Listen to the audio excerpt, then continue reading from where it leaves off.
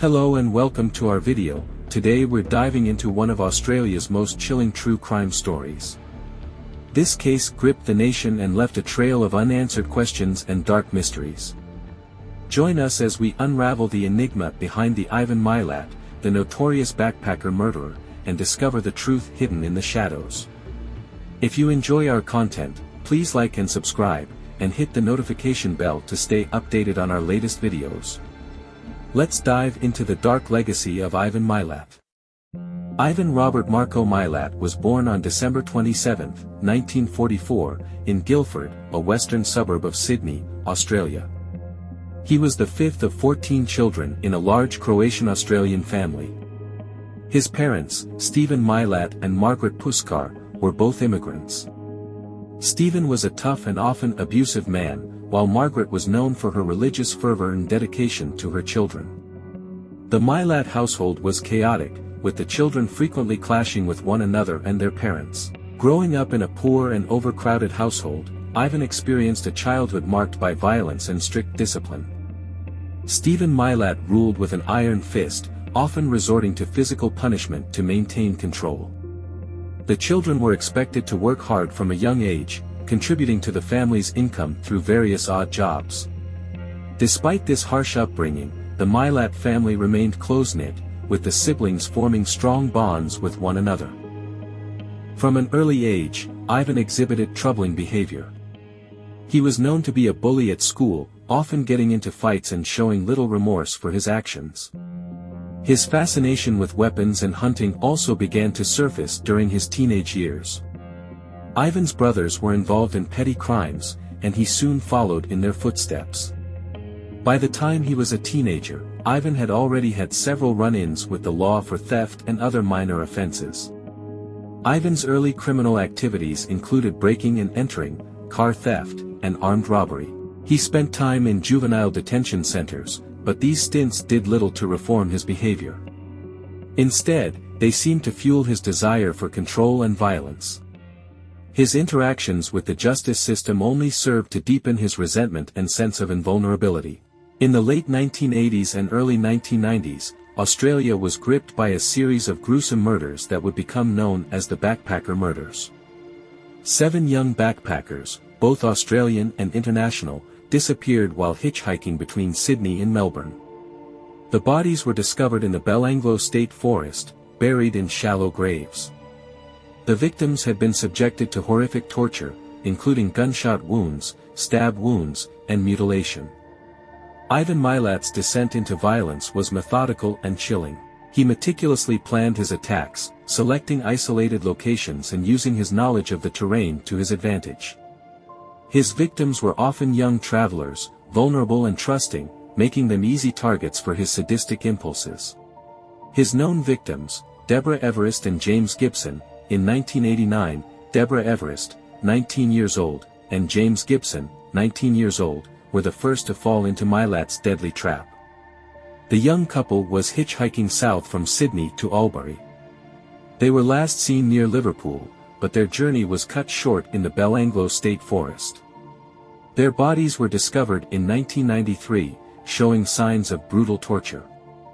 Deborah had been stabbed multiple times, and James had suffered similar injuries along with a fractured skull. Simone Schmidl, a 21-year-old German backpacker, vanished in January 1991 while hitchhiking from Sydney to Melbourne. Her skeletal remains were found in November 1993. She had been stabbed multiple times in the chest, indicating a violent and frenzied attack. Gabor Neugebauer and Anja Habschied, Gabor Neugebauer, 21 years old, and Anja Habschied, 20 years old, were a young German couple traveling through Australia. They disappeared on December 26, 1991. Their bodies were discovered in November 1993. Gabor had been shot in the head 6 times, and Anja had been decapitated. The brutality of these murders shocked the nation. Joanne Walters and Caroline Clark, Joanne Walters, 22 years old, from Wales, and Caroline Clark, 21 years old, from England, were best friends traveling together. They disappeared in April 1992 while hitchhiking south of Sydney. Their bodies were discovered in September 1992. Joanne had been stabbed multiple times, and Caroline had been shot in the head several times. Ivan Milat's method of operation was as cold-blooded as it was calculated. He would drive along popular hitchhiking routes, offering rides to young travelers. Once they were isolated in his vehicle, Milat would overpower them with weapons, often using a combination of knives and firearms. He enjoyed the act of inflicting pain and suffering, relishing the control he exerted over his helpless victims. After killing them, he would transport their bodies to the Belanglo State Forest, a remote and densely wooded area he knew well from his hunting expeditions. There, he would bury the bodies in shallow graves, often arranging them in specific poses, further displaying his need for control and domination. The meticulous nature of these burials indicated a deep-seated need to assert his power over his victims, even in death. The investigation into the backpacker murders was one of the most extensive in Australian history. Police initially struggled to find leads, but a breakthrough came when Paul Onions, a British backpacker, came forward with a harrowing story. In 1990, Onions had been hitchhiking near Sydney when he was picked up by a man named Bill. The man attempted to rob and abduct him, but Onions managed to escape and reported the incident to the police. Years later, Onions recognized his attacker from media coverage of the backpacker murders and contacted the authorities. This lead led the police to Ivan Milat, who fit the description provided by Onions. In 1994, after months of surveillance and investigation, the police raided Milat's home. Inside, they found a trove of incriminating evidence, including items belonging to the murdered backpackers. Milat was arrested and charged with the murders. Ivan Milat's trial began in 1996 and was a media sensation in Australia. The prosecution presented overwhelming evidence linking Milat to the murders, including forensic evidence and testimony from surviving victims like Paul Onions. Milat maintained his innocence throughout the trial, but the jury found him guilty on all counts. He was sentenced to 7 consecutive life sentences without the possibility of parole. During the trial, Milat's demeanor was cold and emotionless. He showed no remorse for his actions and continued to insist on his innocence, despite the mountain of evidence against him. The courtroom was filled with the families of his victims, seeking justice for their lost loved ones. The verdict brought a sense of closure to many, but the scars left by Milat's horrific acts would never fully heal. Milat spent the remainder of his life in maximum security prisons. Despite numerous appeals and attempts to overturn his conviction, he remained incarcerated. Milat continued to protest his innocence and showed no remorse for his crimes. In prison, he was a difficult and uncooperative inmate, often clashing with prison authorities and other inmates. His manipulative and controlling nature persisted, even behind bars. In 2011, Milat attempted to cut off his own finger with a plastic knife, demanding to be sent to court to have it examined. This bizarre and desperate act was another indication of his refusal to accept his fate and his continued desire to exert control over his circumstances. In 2019, Ivan Milat was diagnosed with terminal esophageal cancer. He died on October 27, 2019, at the age of 74.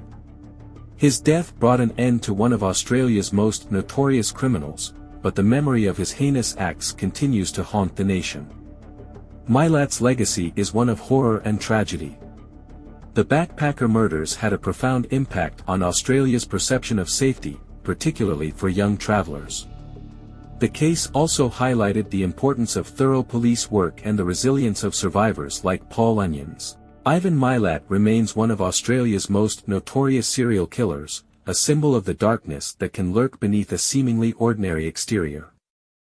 Ivan Milat's personal life was marked by tumultuous relationships and estrangement from his family. He was married briefly in the 1970s to Karen Duck, but the marriage ended in divorce after Milat's controlling and abusive behavior became unbearable. Milat's siblings had varying degrees of involvement in his life and crimes.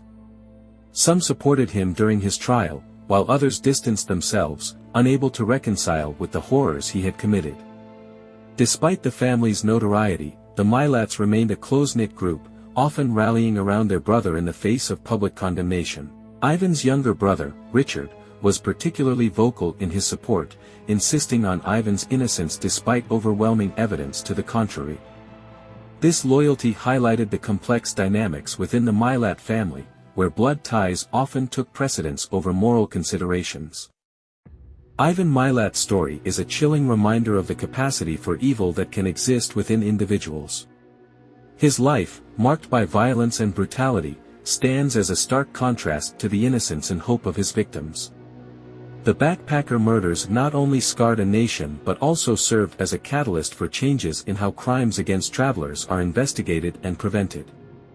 Ivan Milat's name will forever be associated with one of the darkest chapters in Australian criminal history. The dense canopy of the Belanglo State Forest stood as a silent witness to the horrors that unfolded within its depths. The forest, once a serene and picturesque haven for hikers and nature lovers, became a haunting backdrop for Ivan Milat's sadistic spree.